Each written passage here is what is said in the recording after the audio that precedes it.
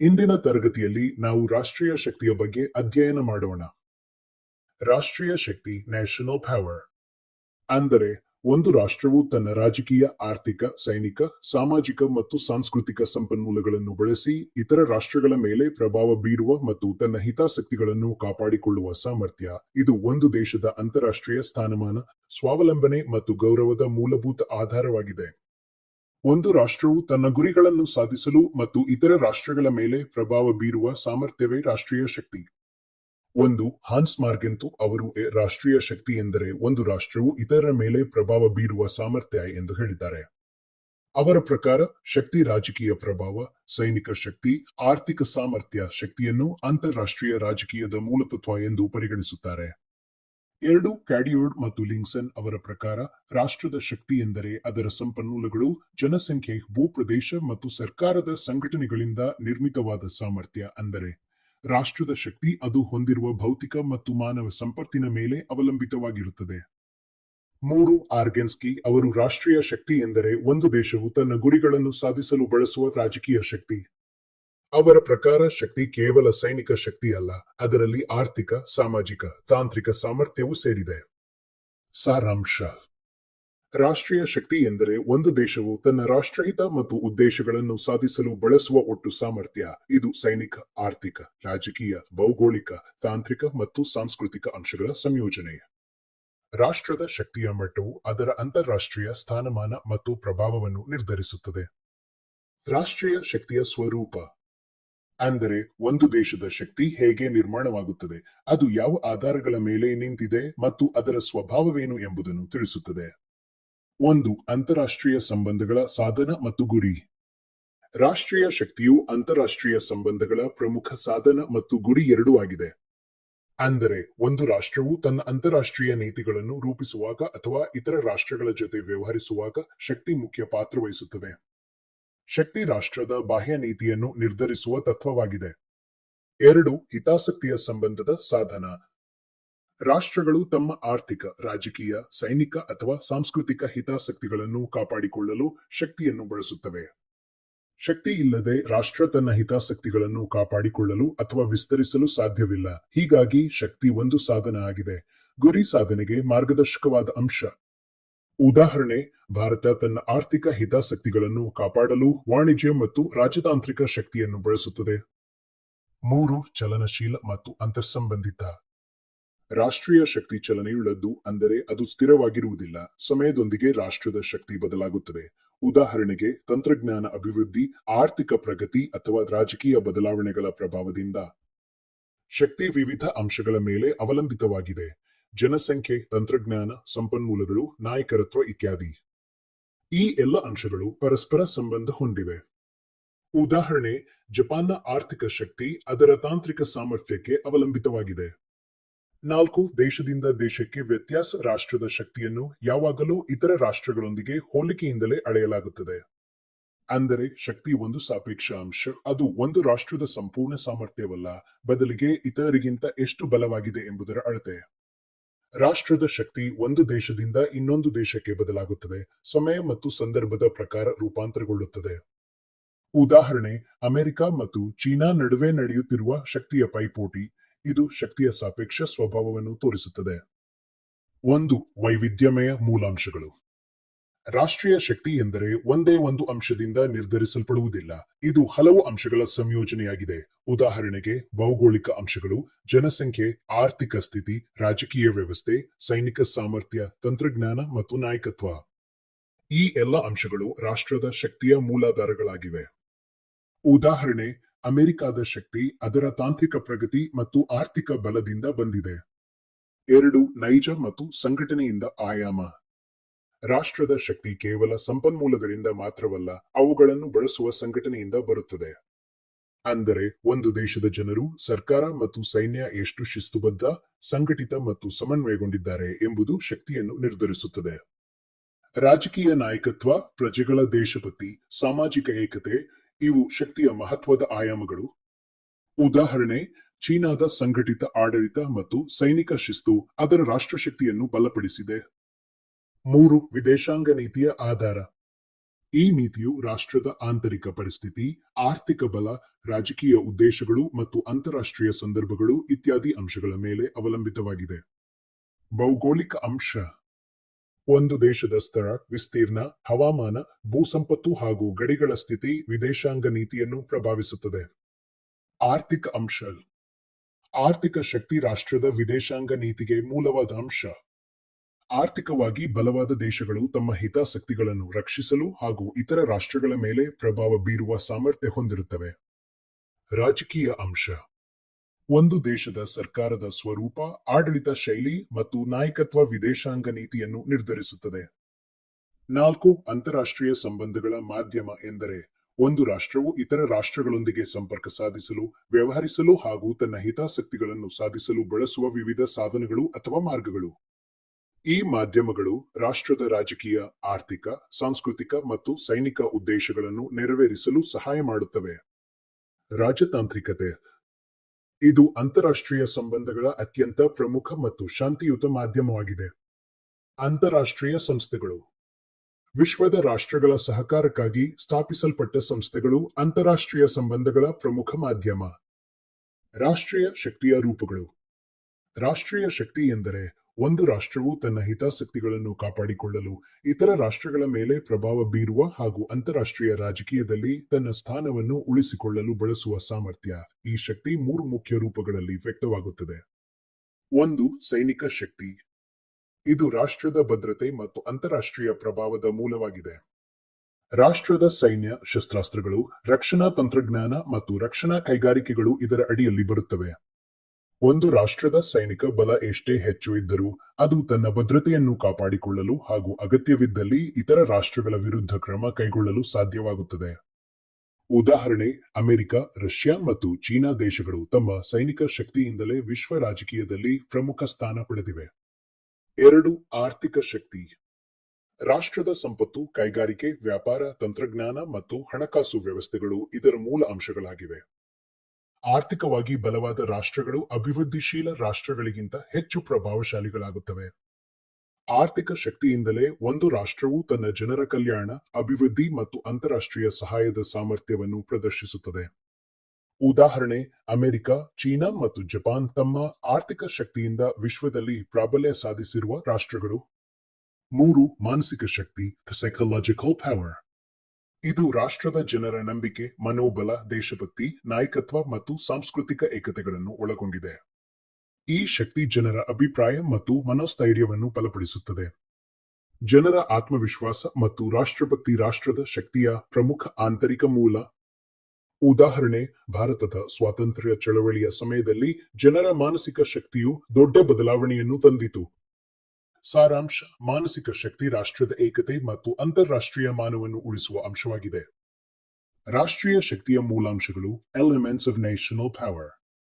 ರಾಷ್ಟ್ರೀಯ ಶಕ್ತಿಯು ಒಂದು ರಾಷ್ಟ್ರದ ಅಂತಾರಾಷ್ಟ್ರೀಯ ಸ್ಥಾನಮಾನ, ಭದ್ರತೆ ಮತ್ತು ಪ್ರಭಾವವನ್ನು ನಿರ್ಧರಿಸುವ ಪ್ರಮುಖ ಅಂಶವಾಗಿದೆ.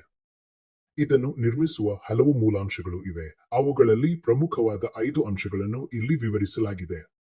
1. ಭೌಗೋಳಿಕ ಅಂಶಗಳು, ಜಿಯೋಗ್ರಾಫಿಕಲ್ ಫ್ಯಾಕ್ಟರ್ಸ್.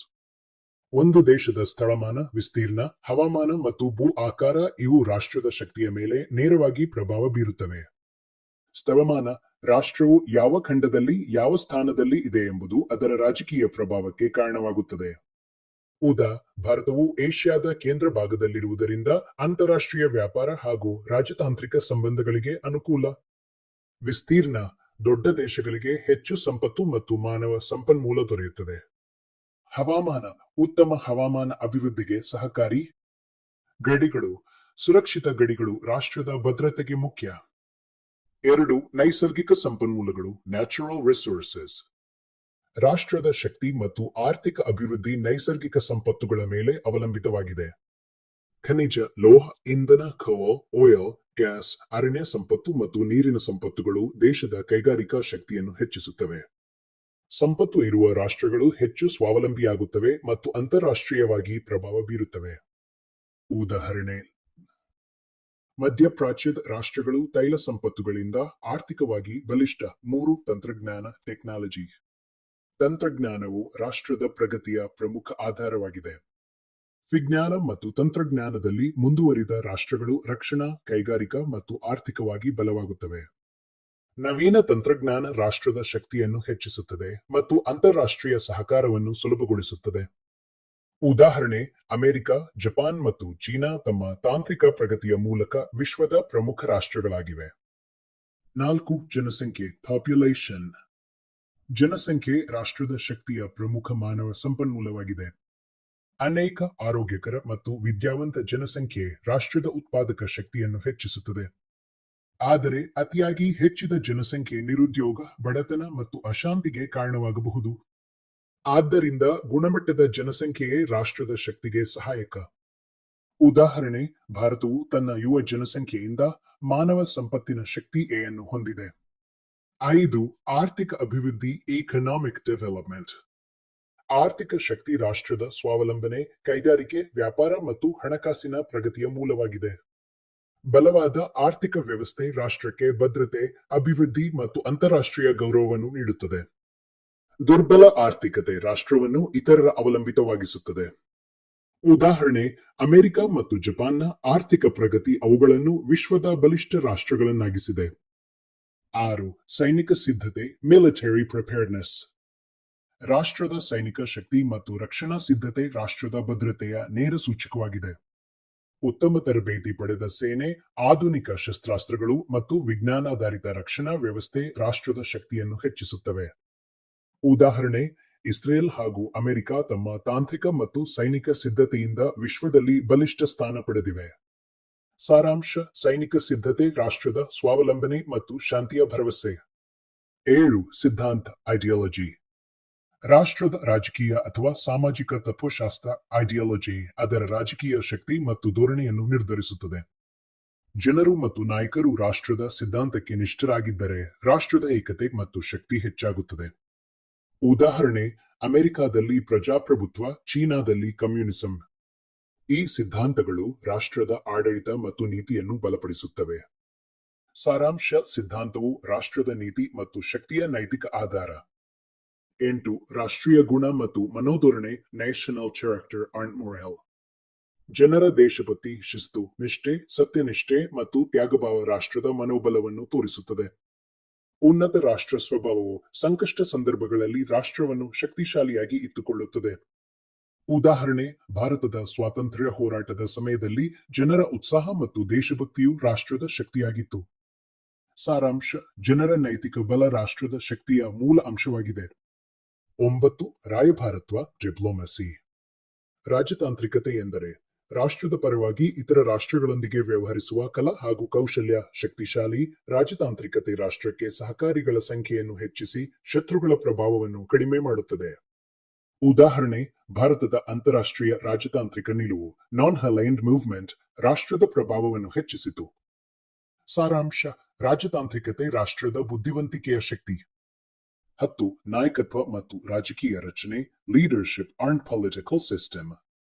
ಉತ್ತಮ ನಾಯಕತ್ವ ರಾಷ್ಟ್ರದ ಅಭಿವೃದ್ಧಿ ಮತ್ತು ಭದ್ರತೆಗೆ ಅಗತ್ಯ. ಶಕ್ತಿಶಾಲಿ, ದೃಷ್ಟಿಸಂಪನ್ನ ಮತ್ತು ಪ್ರಜಾಪ್ರಭುತ್ವಾಧಾರಿತ ರಾಜಕೀಯ ವ್ಯವಸ್ಥೆ ರಾಷ್ಟ್ರದ ಏಕತೆ ಮತ್ತು ಶಕ್ತಿಯನ್ನು ಬಲಪಡಿಸುತ್ತದೆ. ಉದಾಹರಣೆ, Mahatma Gandhi, Nehru, Abraham Lincoln, Nelson Mandela ಮೊದಲಾದವರು ತಮ್ಮ ರಾಷ್ಟ್ರಗಳಿಗೆ ನೈತಿಕ ಮತ್ತು ರಾಜಕೀಯ ಶಕ್ತಿ ನೀಡಿದರು. ಸಾರಾಂಶ: ಉತ್ತಮ ನಾಯಕತ್ವ ರಾಷ್ಟ್ರದ ಶಕ್ತಿಯ ಪ್ರೇರಕಾಂಶ. ರಾಷ್ಟ್ರೀಯ ಶಕ್ತಿಯ ಮಿತಿಗಳು ಮತ್ತು ಮೌಲ್ಯಮಾಪನ limitations and evaluation of national power. ಅಂದರೆ, ಒಂದು ರಾಷ್ಟ್ರದ ಶಕ್ತಿ ಎಷ್ಟೇ ಬಲಿಷ್ಠವಾಗಿದ್ದರೂ ಅದು ಕೆಲವು ಮಿತಿಗಳು ಮತ್ತು ಅಡಚಣೆಗಳ ಅಂತರ್ಗತವಾಗಿರುತ್ತದೆ ಹಾಗೂ ಅದರ ಶಕ್ತಿಯನ್ನು ಅಳೆಯಲು ನಿರ್ದಿಷ್ಟ ಮಾನದಂಡಗಳು ಅಥವಾ ಮಾಪನಗಳು ಬೇಕಾಗಿರುತ್ತವೆ. ರಾಷ್ಟ್ರೀಯ ಶಕ್ತಿ ಅಂದರೆ ಒಂದು ರಾಷ್ಟ್ರವು ತನ್ನ ಉದ್ದೇಶಗಳನ್ನು ಸಾಧಿಸಲು ಇತರ ರಾಷ್ಟ್ರಗಳ ಮೇಲೆ ಪ್ರಭಾವ ಬೀರುವ ಸಾಮರ್ಥ್ಯ. ಆದರೆ ಈ ಶಕ್ತಿಯು ಅನಿಯಂತ್ರಿತವಾಗಿರುವುದಿಲ್ಲ, ಅದು ಹಲವಾರು ಆಂತರಿಕ ಮತ್ತು ಬಾಹ್ಯ ಅಂಶಗಳಿಂದ ಮಿತಿಗೊಳಿಸಲ್ಪಡುತ್ತದೆ. ಈ ಮಿತಿಗಳನ್ನು ಅರಿಯುವುದು ರಾಷ್ಟ್ರದ ನೀತಿ ರೂಪಿಸುವಲ್ಲಿ ಹಾಗೂ ಅಂತಾರಾಷ್ಟ್ರೀಯ ರಾಜತಾಂತ್ರಿಕತೆಯಲ್ಲಿ ಬಹಳ ಮುಖ್ಯ. ರಾಷ್ಟ್ರೀಯ ಶಕ್ತಿಯ ಮಿತಿಗಳು ಲಿಮಿಟೇಷನ್ಸ್ ಆಫ್ ನ್ಯಾಷನಲ್ ಪವರ್. ಒಂದು ರಾಷ್ಟ್ರವು ಎಷ್ಟು ಬಲಿಷ್ಠವಾಗಿದ್ದರೂ ಅದರ ಶಕ್ತಿಯನ್ನು ಪೂರ್ತಿ ಮತ್ತು ಅನಿಯಂತ್ರಿತವಾಗಿ ಬಳಸಲು ಸಾಧ್ಯವಿಲ್ಲ. ಇದಕ್ಕೆ ಹಲವು ಅಂತಾರಾಷ್ಟ್ರೀಯ ಮತ್ತು ನೈತಿಕ ಅಂಶಗಳು ಅಡ್ಡಿಯಾಗುತ್ತವೆ. ಅವುಗಳಲ್ಲಿಯೂ ಪ್ರಮುಖ 4 ಮಿತಿಗಳನ್ನು ಇಲ್ಲಿ ವಿವರಿಸಲಾಗಿದೆ. 1. ಶಕ್ತಿ ಸಮತೋಲನ ಬ್ಯಾಲೆನ್ಸ್ ಆಫ್ ಪವರ್. ಅಂತಾರಾಷ್ಟ್ರೀಯ ರಾಜಕೀಯದಲ್ಲಿ ಯಾವುದೇ ಒಂದು ರಾಷ್ಟ್ರ ಹೆಚ್ಚು ಬಲಿಷ್ಠವಾಗಲು ಬಯಸಿದರೆ ಇತರ ರಾಷ್ಟ್ರಗಳು ಸೇರಿ ಅದರ ಶಕ್ತಿಯನ್ನು ಸಮತೋಲನಗೊಳಿಸಲು ಪ್ರಯತ್ನಿಸುತ್ತವೆ. ಈ ಪ್ರಕ್ರಿಯೆಯನ್ನೇ ಶಕ್ತಿ ಸಮತೋಲನ ಎಂದು ಕರೆಯಲಾಗುತ್ತದೆ. ಅಂದರೆ ಒಂದು ರಾಷ್ಟ್ರದ ಶಕ್ತಿಯ ವಿಸ್ತರಣೆಗೆ ಇನ್ನಿತರ ರಾಷ್ಟ್ರಗಳ ಬಲವಾದ ಒಕ್ಕೂಟಗಳು ಅಲಿಯನ್ಸಸ್ ಅಡ್ಡಿಯಾಗುತ್ತವೆ. ಉದಾಹರಣೆ, ಶೀತಯುದ್ಧದ ಕಾಲದಲ್ಲಿ ಅಮೆರಿಕ ಮತ್ತು ಸೋವಿಯತ್ ಒಕ್ಕೂಟ ಪರಸ್ಪರ ಶಕ್ತಿಯನ್ನು ನಿಯಂತ್ರಿಸಿದವು. ಸಾರಾಂಶ: ಶಕ್ತಿ ಸಮತೋಲನವೇ ರಾಷ್ಟ್ರದ ಅಹಂಕಾರಕ್ಕೆ ನೈಸರ್ಗಿಕ ಮಿತಿ. 2. ಅಂತಾರಾಷ್ಟ್ರೀಯ ಕಾನೂನು ಇಂಟರ್ನ್ಯಾಷನಲ್ ಲಾ. ಅಂತಾರಾಷ್ಟ್ರೀಯ ಕಾನೂನುಗಳು ರಾಷ್ಟ್ರಗಳ ನಡವಳಿಕೆಯನ್ನು ನಿಯಂತ್ರಿಸುತ್ತವೆ. ರಾಷ್ಟ್ರಗಳು ತಮ್ಮ ಸ್ವಂತ ಹಿತಾಸಕ್ತಿಗಾಗಿ ಕಾನೂನು ಉಲ್ಲಂಘನೆ ಮಾಡಿದರೆ ಇತರ ರಾಷ್ಟ್ರಗಳಿಂದ ವಿರೋಧ, ನಿರ್ಬಂಧ ಅಥವಾ ಶಿಕ್ಷೆ ಎದುರಿಸಬೇಕಾಗುತ್ತದೆ. ಉದಾಹರಣೆಗೆ, ಯುದ್ಧ ಪ್ರಾರಂಭಿಸುವುದು, ಅಕ್ರಮ ದಾಳಿ ಅಥವಾ ಮಾನವ ಹಕ್ಕು ಉಲ್ಲಂಘನೆ ಅಂತಾರಾಷ್ಟ್ರೀಯ ಕಾನೂನಿಗೆ ವಿರುದ್ಧ. ಸಾರಾಂಶ: ಕಾನೂನು ರಾಷ್ಟ್ರದ ಶಕ್ತಿಯ ಮಿತಿ ಮತ್ತು ನೈತಿಕ ಮಾರ್ಗದರ್ಶಿ. 3. ಅಂತಾರಾಷ್ಟ್ರೀಯ ನೈತಿಕತೆ ಇಂಟರ್ನ್ಯಾಷನಲ್ ಮೊರಾಲಿಟಿ. ಅಂತಾರಾಷ್ಟ್ರೀಯ ನೈತಿಕತೆ ಎಂದರೆ ರಾಷ್ಟ್ರಗಳು ಪರಸ್ಪರ ನ್ಯಾಯ, ಸತ್ಯ ಮತ್ತು ಶಾಂತಿಯ ಮೌಲ್ಯಗಳನ್ನು ಪಾಲಿಸಬೇಕು ಎಂಬ ತತ್ವ. ರಾಷ್ಟ್ರವು ನೈತಿಕ ಮಾನದಂಡಗಳನ್ನು ಉಲ್ಲಂಘಿಸಿದರೆ ಅದರ ಗೌರವ ಮತ್ತು ವಿಶ್ವಾಸ ಕುಸಿಯುತ್ತದೆ. ಉದಾಹರಣೆಗೆ, ಹಿಟ್ಲರ್ನ ಜರ್ಮನಿಯು ಅಂತಾರಾಷ್ಟ್ರೀಯ ನೈತಿಕತೆಯನ್ನು ಉಲ್ಲಂಘಿಸಿದ ಕಾರಣ ಎರಡನೇ ಮಹಾಯುದ್ಧ ಉಂಟಾಯಿತು. ಸಾರಾಂಶ: ನೈತಿಕತೆಯ ಕೊರತೆ ರಾಷ್ಟ್ರದ ಶಕ್ತಿಯನ್ನು ನಾಶ ಮಾಡುತ್ತದೆ. 4. ಜಾಗತಿಕ ಸಾರ್ವಜನಿಕ ಅಭಿಪ್ರಾಯ ವರ್ಲ್ಡ್ ಪಬ್ಲಿಕ್ ಒಪಿನಿಯನ್. ಜಾಗತಿಕ ಜನಾಭಿಪ್ರಾಯವು ರಾಷ್ಟ್ರಗಳ ಶಕ್ತಿಯನ್ನು ನಿಯಂತ್ರಿಸುವ ನವೀನ ಮಿತಿ. ಇಂದಿನ ವಿಶ್ವದಲ್ಲಿ ಮಾಧ್ಯಮಗಳು ಮತ್ತು ಅಂತಾರಾಷ್ಟ್ರೀಯ ಸಂಸ್ಥೆಗಳು ಯುಎನ್, ಆಮ್ನೆಸ್ಟಿ ಇಂಟರ್ನ್ಯಾಷನಲ್ ರಾಷ್ಟ್ರಗಳ ಕಾರ್ಯಚಟುವಟಿಕೆಗಳ ಮೇಲೆ ಪ್ರಭಾವ ಬೀರುತ್ತವೆ. ಜನಾಭಿಪ್ರಾಯವು ರಾಷ್ಟ್ರಗಳ ನೀತಿ, ಯುದ್ಧ ನಿರ್ಧಾರಗಳು ಮತ್ತು ಆರ್ಥಿಕ ಕ್ರಮಗಳ ಮೇಲೆ ಒತ್ತಡ ತರುತ್ತದೆ. ಉದಾಹರಣೆ, ವಿಶ್ವ ಜನಾಭಿಪ್ರಾಯದ ಒತ್ತಡದಿಂದ ಅನೇಕ ರಾಷ್ಟ್ರಗಳು ಪರಮಾಣು ಪರೀಕ್ಷೆಗಳನ್ನು ಸ್ಥಗಿತಗೊಳಿಸಿವೆ. ಸಾರಾಂಶ: ಜಾಗತಿಕ ಅಭಿಪ್ರಾಯವು ರಾಷ್ಟ್ರದ ಶಕ್ತಿಗೆ ಸಾಮಾಜಿಕ ಮತ್ತು ಮಾನವೀಯ ಮಿತಿ. 5. ಜಾಗತಿಕ ಹಾಗೂ ಪ್ರಾದೇಶಿಕ ಸಂಸ್ಥೆಗಳು ವರ್ಲ್ಡ್ ಅಂಡ್ ರೀಜಿಯನಲ್ ಆರ್ಗನೈಸೇಷನ್ಸ್. ಇಂದಿನ ವಿಶ್ವದಲ್ಲಿ ರಾಷ್ಟ್ರಗಳು ಸಂಪೂರ್ಣ ಸ್ವತಂತ್ರವಾಗಿ ನಡೆಯಲು ಸಾಧ್ಯವಿಲ್ಲ. ಸಂಯುಕ್ತ ರಾಷ್ಟ್ರ ಸಂಸ್ಥೆ, ಯುಎನ್, ವಿಶ್ವ ಆರೋಗ್ಯ ಸಂಸ್ಥೆ, ಹು, ವಿಶ್ವ ವ್ಯಾಪಾರ ಸಂಸ್ಥೆ, ವಿಟೊ, ದಕ್ಷಿಣ ಏಷ್ಯಾ ಸಹಕಾರ ಸಂಘಟನೆ, ಸಾರ್ಕ್ ಮುಂತಾದ ಸಂಸ್ಥೆಗಳು ರಾಷ್ಟ್ರಗಳ ಕಾರ್ಯಾಚರಣೆಗಳ ಮೇಲೆ ಪ್ರಭಾವ ಬೀರುತ್ತವೆ. ಇವು ರಾಷ್ಟ್ರಗಳನ್ನು ನೀತಿನಿಷ್ಠ, ಮಾನವೀಯ ಹಾಗೂ ಶಾಂತಿನಿಷ್ಠ ನಡೆಗೆ ಬದ್ಧಗೊಳಿಸುತ್ತವೆ. ಈ ಸಂಸ್ಥೆಗಳು ರಾಷ್ಟ್ರಗಳ ಮೇಲೆ ನಿರ್ಧಾರಾತ್ಮಕ ನಿಯಂತ್ರಣವನ್ನು ಹೇರುತ್ತವೆ. ಉದಾಹರಣೆ, ಯುಎನ್ ರಾಷ್ಟ್ರಗಳು ಯುದ್ಧ ಆರಂಭಿಸದಂತೆ ಮತ್ತು ಮಾನವ ಹಕ್ಕುಗಳನ್ನು ಉಲ್ಲಂಘಿಸದಂತೆ ಕಾನೂನುಬದ್ಧ ನಿಯಮಗಳನ್ನು ವಿಧಿಸುತ್ತದೆ. ಸಾರಾಂಶ: ಜಾಗತಿಕ ಸಂಸ್ಥೆಗಳು ರಾಷ್ಟ್ರದ ಶಕ್ತಿಗೆ ಅಂತಾರಾಷ್ಟ್ರೀಯ ನಿಯಂತ್ರಣ ತರಿಸುತ್ತವೆ. 6. ಸಾಮೂಹಿಕ ಭದ್ರತೆ ಕಲೆಕ್ಟಿವ್ ಸೆಕ್ಯೂರಿಟಿ. ಸಾಮೂಹಿಕ ಭದ್ರತೆಯ ತತ್ವದ ಪ್ರಕಾರ ಒಂದು ರಾಷ್ಟ್ರದ ಮೇಲೆ ದಾಳಿ ಎಂದರೆ ಎಲ್ಲ ರಾಷ್ಟ್ರಗಳ ಮೇಲಿನ ದಾಳಿ ಎಂದು ಪರಿಗಣಿಸಲಾಗುತ್ತದೆ. ಇಂತಹ ಭದ್ರತಾ ವ್ಯವಸ್ಥೆಯ ಉದ್ದೇಶ ಜಾಗತಿಕ ಶಾಂತಿಯನ್ನು ಕಾಯ್ದುಕೊಳ್ಳುವುದು ಮತ್ತು ರಾಷ್ಟ್ರಗಳ ಮಧ್ಯದ ಹಿಂಸೆಯನ್ನು ತಡೆಯುವುದು. ಈ ಭದ್ರತಾ ವ್ಯವಸ್ಥೆಯಲ್ಲಿ ಎಲ್ಲ ರಾಷ್ಟ್ರಗಳು ಸಹಕರಿಸಬೇಕು. ಇದರಿಂದಾಗಿ ಯಾವುದಾದರೂ ಒಂದು ರಾಷ್ಟ್ರವು ತನ್ನ ಶಕ್ತಿಯನ್ನು ಅತಿಯಾಗಿ ಬಳಸಲು ಸಾಧ್ಯವಾಗುವುದಿಲ್ಲ. ಉದಾಹರಣೆ, ಸಂಯುಕ್ತ ರಾಷ್ಟ್ರ ಸಂಸ್ಥೆಯ ಭದ್ರತಾ ಮಂಡಳಿ ಯುಎನ್ ಸೆಕ್ಯೂರಿಟಿ ಕೌನ್ಸಿಲ್ ಈ ತತ್ವದ ಆಧಾರದ ಮೇಲೆ ಕೆಲಸ ಮಾಡುತ್ತದೆ. ಸಾರಾಂಶ: ಸಾಮೂಹಿಕ ಭದ್ರತೆ ರಾಷ್ಟ್ರಗಳ ಶಕ್ತಿಗೆ ನೈತಿಕ ಮತ್ತು ಸೈನಿಕ ಮಿತಿ. 7. ನಿಶಸ್ತ್ರೀಕರಣ ಮತ್ತು ಶಸ್ತ್ರ ನಿಯಂತ್ರಣ ಡಿಸ್ಆರ್ಮಮೆಂಟ್ ಅಂಡ್ ಆರ್ಮ್ಸ್ ಕಂಟ್ರೋಲ್. ಇಂದಿನ ಜಗತ್ತಿನಲ್ಲಿ ರಾಷ್ಟ್ರಗಳ ಶಕ್ತಿಯ ಪ್ರಮುಖ ಅಂಶ ಸೈನಿಕ ಸಾಮರ್ಥ್ಯ. ಆದರೆ ಅದನ್ನು ಅತಿಯಾಗಿ ಬಳಸಿದರೆ ವಿಶ್ವಶಾಂತಿಗೆ ಅಪಾಯ. ಅದಕ್ಕಾಗಿ ಅಂತಾರಾಷ್ಟ್ರೀಯ ಮಟ್ಟದಲ್ಲಿ ಶಸ್ತ್ರ ನಿಯಂತ್ರಣ ಆರ್ಮ್ಸ್ ಕಂಟ್ರೋಲ್ ಮತ್ತು ನಿಶಸ್ತ್ರೀಕರಣ ಡಿಸ್ಆರ್ಮಮೆಂಟ್ ಒಪ್ಪಂದಗಳು ಪ್ರಚಲಿತದಲ್ಲಿವೆ. ಇವು ರಾಷ್ಟ್ರಗಳ ಶಸ್ತ್ರೋಪಯೋಗದ ವ್ಯಾಪ್ತಿಯನ್ನು ಕಡಿಮೆ ಮಾಡುವ ಮೂಲಕ ಶಕ್ತಿಯನ್ನು ಮಿತಿಗೊಳಿಸುತ್ತವೆ. ಉದಾಹರಣೆ, ಪರಮಾಣು ನಿಶಸ್ತ್ರೀಕರಣ ಒಪ್ಪಂದ ನೆಪ್ಟ್ 1968, ಸಮಗ್ರ ಪರಮಾಣು ಪರೀಕ್ಷೆ ನಿಷೇಧ ಒಪ್ಪಂದ ಕ್ಟೆಪಟ್ 1996. ಸಾರಾಂಶ: ಶಸ್ತ್ರ ನಿಯಂತ್ರಣ ಮತ್ತು ನಿಶಸ್ತ್ರೀಕರಣ ರಾಷ್ಟ್ರದ ಸೈನಿಕ ಶಕ್ತಿಗೆ ತಾಂತ್ರಿಕ ಮಿತಿ. ರಾಷ್ಟ್ರೀಯ ಶಕ್ತಿಯ ಮೌಲ್ಯಮಾಪನ ಎವ್ಯಾಲ್ಯೂಯೇಷನ್ ಆಫ್ ನ್ಯಾಷನಲ್ ಪವರ್. ಒಂದು ರಾಷ್ಟ್ರದ ಶಕ್ತಿಯು ಕೇವಲ ಅದರ ಸಂಪತ್ತು ಅಥವಾ ಸೇನೆಯ ಆಧಾರದ ಮೇಲೆ ಮಾತ್ರ ಅಳೆಯಲಾಗುವುದಿಲ್ಲ. ಬದಲಿಗೆ ಅನೇಕ ಅಂಶಗಳನ್ನು ಪರಿಗಣಿಸಿ ಮಾಪನ ಮಾಡಬೇಕು. ಈ ಮಾಪನದ 4 ಪ್ರಮುಖ ಅಂಶಗಳನ್ನು ಇಲ್ಲಿ ವಿವರಿಸಲಾಗಿದೆ. 1. ಸಾಪೇಕ್ಷತೆ ರಿಲೇಟಿವಿಟಿ. ಒಂದು ರಾಷ್ಟ್ರದ ಶಕ್ತಿಯು ಇತರ ರಾಷ್ಟ್ರಗಳ ಶಕ್ತಿಯೊಂದಿಗೆ ಹೋಲಿಸಿದಾಗಲೇ ಅಳೆಯಬಹುದು. ಅಂದರೆ ಶಕ್ತಿಯ ಅಳತೆ ಸಾಪೇಕ್ಷ ರಿಲೇಟಿವ್ ಆಗಿರುತ್ತದೆ, ಏಕೆಂದರೆ ಯಾವುದೇ ರಾಷ್ಟ್ರವನ್ನು ಖಾಲಿಯಾಗಿ ಪರಿಗಣಿಸಲಾಗುವುದಿಲ್ಲ. ಅದು ಸದಾ ಇತರ ರಾಷ್ಟ್ರಗಳೊಂದಿಗೆ ಹೋಲಿಕೆಯಲ್ಲಿ ನಿಲ್ಲುತ್ತದೆ. ಉದಾಹರಣೆ, ಅಮೆರಿಕ ಮತ್ತು ಚೀನಾ ಇವೆರಡರ ಶಕ್ತಿಯನ್ನು ಬೇರೆ ಬೇರೆ ರಾಷ್ಟ್ರಗಳೊಂದಿಗೆ ಹೋಲಿಸಿದಾಗ ಮಾತ್ರ ಅರ್ಥವಾಗುತ್ತದೆ. ಸಾರಾಂಶ: ರಾಷ್ಟ್ರದ ಶಕ್ತಿ ಎಂದರೆ ಪ್ರತ್ಯೇಕ ಅಂಶವಲ್ಲ, ಅದು ಹೋಲಿಕೆಯ ಅಳತೆ. 2. ಗುಣಾತ್ಮಕತೆ ಕ್ವಾಲಿಟೇಟಿವ್ನೆಸ್. ಶಕ್ತಿಯ ಪ್ರಮಾಣದ ಜೊತೆಗೆ ಅದರ ಗುಣಮಟ್ಟವು ಕ್ವಾಲಿಟಿ ಬಹಳ ಮುಖ್ಯ. ಉದಾಹರಣೆಗೆ, ಒಂದು ರಾಷ್ಟ್ರದ ಸೇನೆಯು ದೊಡ್ಡದಾಗಿರಬಹುದು, ಆದರೆ ಅದರ ತರಬೇತಿ, ತಂತ್ರಜ್ಞಾನ ಅಥವಾ ಶಿಸ್ತು ದುರ್ಬಲವಾದರೆ ಅದು ಬಲಿಷ್ಠವೆಂದು ಪರಿಗಣಿಸಲಾಗುವುದಿಲ್ಲ. ಆರ್ಥಿಕ ಶಕ್ತಿ ಅಥವಾ ಮಾನವ ಸಂಪನ್ಮೂಲವಿದ್ದರೂ ಅದನ್ನು ಸಮರ್ಥವಾಗಿ ಬಳಸುವ ಗುಣಮಟ್ಟ ಮುಖ್ಯ. ಸಾರಾಂಶ: ಶಕ್ತಿಯ ಗುಣಾತ್ಮಕತೆ ರಾಷ್ಟ್ರದ ಯಶಸ್ಸನ್ನು ನಿರ್ಧರಿಸುತ್ತದೆ. 3. ಪರಸ್ಪರ ಅವಲಂಬನೆ ಇಂಟರ್ಡಿಪೆಂಡೆನ್ಸ್. ಇಂದಿನ ವಿಶ್ವದಲ್ಲಿ ಯಾವುದೇ ರಾಷ್ಟ್ರ ಸಂಪೂರ್ಣ ಸ್ವಾವಲಂಬಿ ಅಲ್ಲ. ರಾಷ್ಟ್ರಗಳು ಆರ್ಥಿಕ, ತಾಂತ್ರಿಕ, ಸಾಂಸ್ಕೃತಿಕ ಮತ್ತು ರಾಜತಾಂತ್ರಿಕವಾಗಿ ಪರಸ್ಪರ ಅವಲಂಬಿತವಾಗಿವೆ. ಆದ್ದರಿಂದ ಒಂದು ರಾಷ್ಟ್ರದ ಶಕ್ತಿ ಅದರ ಅಂತಾರಾಷ್ಟ್ರೀಯ ಸಹಕಾರ ಸಂಬಂಧಗಳ ಮೇಲೆ ಅವಲಂಬಿತವಾಗಿರುತ್ತದೆ. ಉದಾಹರಣೆಗೆ, ಇಂಧನಕ್ಕಾಗಿ ಭಾರತ ಮಧ್ಯಪ್ರಾಚ್ಯದ ರಾಷ್ಟ್ರಗಳ ಮೇಲೆ ಅವಲಂಬಿತವಾಗಿದೆ. ಸಾರಾಂಶ: ಶಕ್ತಿಯು ಸಹಕಾರ ಮತ್ತು ಅವಲಂಬನೆಯ ಮೇಲೆ ಬೆಳೆಯುತ್ತದೆ. 4. ಸಂಪನ್ಮೂಲ ಬಳಕೆಯ ಸಾಮರ್ಥ್ಯ ಯೂಸ್ ಆಫ್ ರಿಸೋರ್ಸಸ್.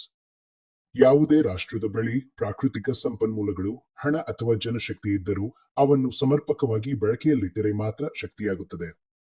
ಶಕ್ತಿಯ ಮೌಲ್ಯಮಾಪನವು ರಾಷ್ಟ್ರವು ತನ್ನ ಸಂಪತ್ತು, ನೈಸರ್ಗಿಕ ಸಂಪನ್ಮೂಲಗಳು, ತಾಂತ್ರಿಕತೆ ಮತ್ತು ಮಾನವ ಸಂಪನ್ಮೂಲವನ್ನು ಹೇಗೆ ಬಳಸುತ್ತದೆ ಎಂಬುದರ ಮೇಲೆ ಅವಲಂಬಿತವಾಗಿರುತ್ತದೆ. ಉದಾಹರಣೆಗೆ, ಜಪಾನ್ನ ಬಳಿ ಹೆಚ್ಚು ಸಂಪತ್ತು ಇಲ್ಲ, ಆದರೆ ತಾಂತ್ರಿಕ ಸಾಮರ್ಥ್ಯದ ಸರಿಯಾದ ಬಳಕೆ ಅದರ ಶಕ್ತಿಯ ಮೂಲವಾಗಿದೆ.